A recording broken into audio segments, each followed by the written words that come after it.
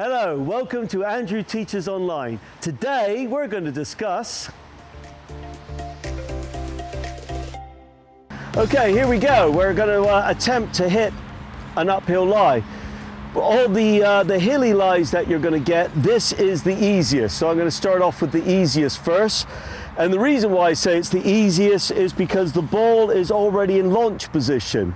The ball, when I stand to it, it really is so easy to get the ball up in the air and flying very high. So you don't really have to do so much with how you stand to the ball. It's just an easier shot, and if you're ever going to find a hilly lie, the ball being on a slight upslope, whatever shot you have to play just makes it so much easier.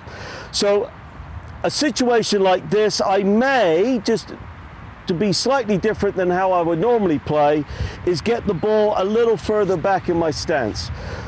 The reason why I want to do that is I actually want to try to de-loft the club. I already want to try to make the club less lofted than its design, because I don't want the ball being so high, because I'm just going to lose some distance here.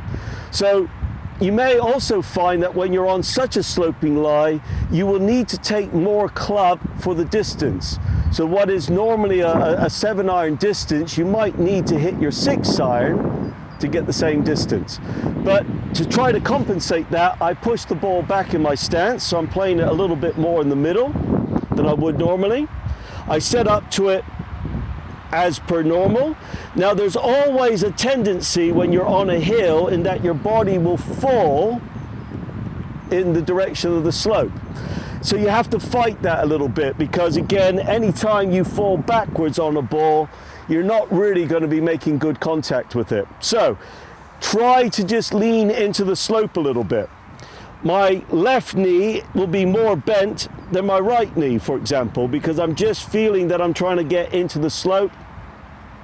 I'm certainly going to be hitting the ground. I'm going to be taking a bit of a divot with the shot so that you're actually hitting down into the ball.